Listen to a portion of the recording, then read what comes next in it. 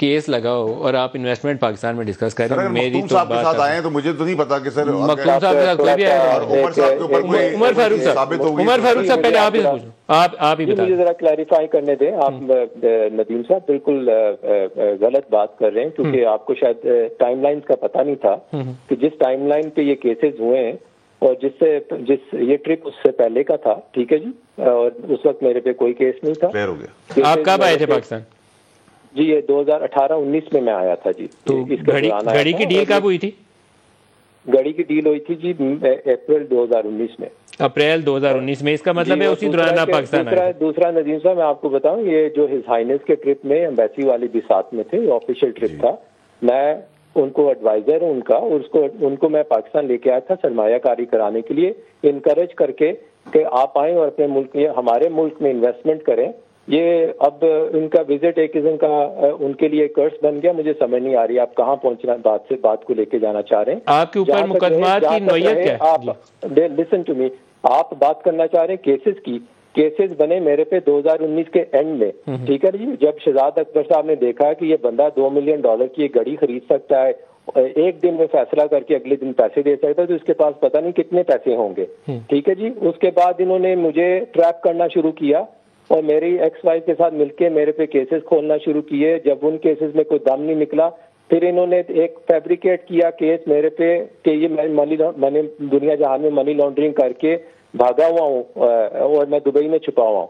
उन केसेस का भी ये कोई सबूत नहीं आज दिन तक दे सके। वो एफआईआर के बाद आज दिन तक उनका चालान तक नहीं जमा हुआ, इन्होंने कोर्ट में कराया कि वो इन्वेस्टिगेशन वहीं की वहीं रुकी हुई है। उमर साहब, ये सारे मैं आपके पर्सनल मैटर को तो उछालना नहीं चाहता, लेकिन आपके बच्चों का केस 2019 का केस नहीं है।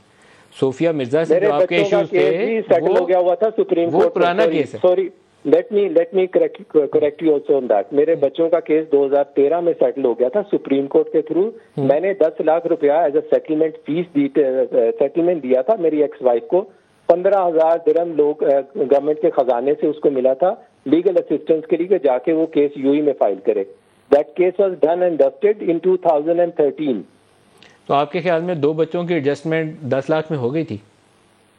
भाईजान कोर्ट के ऑर्डर में मैंने कोर्ट के थ्रू पैसे दिए और ऑर्डर में ये रिफ्लेक्ट कर रहे हैं पैसे।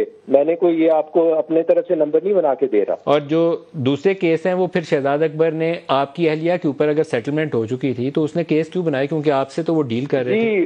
जी वही केस जो बंद हुए थे उन्होंने दोबारा से रीओपन कर दिए और वो माँ की ममता सामने आ गई 2019 में कई सालों बाद कि उनको अब बच्चे याद आना शुरू हो गए, ठीक है ना जी। और ये आगे बीच में वो एक आपने देखे हो ना कार्टून है ब्यूटी एंड द बीस्ट, ये बीस्ट बन के आगे ब्यूटी के साथ कि जी मैं जो जिनको ना अभी बच्चों के साथ रीयूनाइट कराऊंगा। तो मैं ये आपका जाती मामला बहुत छेड़ूंगा नहीं इसको, लेकिन मुझे ये मालूम है कि वो कोर्ट केसेस के अंदर आपकी साबका अहलिया बड़े एक्टिवली परसू कर रही थी अपने बच्चों की हवालगी का मामला। मैं कुछ हवालों से इस मामले से फेमिलियर हूँ, लेकिन मैं आपका पर्सनल मैटर है, इसको इस प्रोग्राम का हिस्सा नहीं चाहूंगा। मैं आप बिल्कुल बात करना चाहते तो करें, but you need to also listen to the fact also, you know. आप ये जाएं जाके रिकॉर्ड का हिस्सा देखें। मुझे एक चीज बता दें सर कि ये जो ट्रांजैक्शन है ये अगर लॉफुली कहीं कोर्ट में जाता है मामला तो इसको इस्टेब्लिश करना पड़ेगा कि वो $2 मिलियन लेकर पाकिस्तान में आया गया और इमरान खान ने वो पैसा वसूल कर लिया, लेकिन टैक्स अथॉरिटीज को, इलेक्शन कमीशन को नहीं बताया, छुपा लिया।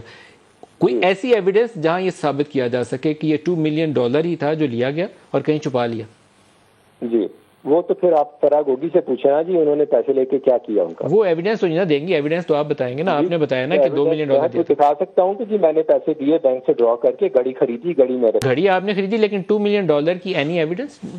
Just banking transaction. I am a wealthy businessman. I have no problem to show my financial standing, and I can establish that I'm capable to do such a transaction. And I have a huge watch collection. I have more than 100 precious watches in my part of my private collection. So this is not a unique transaction which I've done, and there is no agenda behind this transaction whatsoever. आप पाकिस्तान में tax payer हैं उमर फारूक साहब? जी नहीं जी, मैं expat हूँ, मैं पाकिस्तान में नहीं रहता, मैं पूरी जिंदगी बाहर ही रहा हूँ। और आप कितना वहाँ यूएई अथॉरिटीज को कितना टैक्स अदा करते हैं? जी यूएई में यहाँ टैक्स एप्लीकेबल नहीं है, so I don't have to file my tax returns. आप कहाँ टैक्स फाइल करते हैं? मैं कहीं नहीं करता, मैं यूएई में रहता हूँ, मैं यहाँ का रेजिडेंट हूँ, मेरे पास गोल्डन वीजा यहाँ का।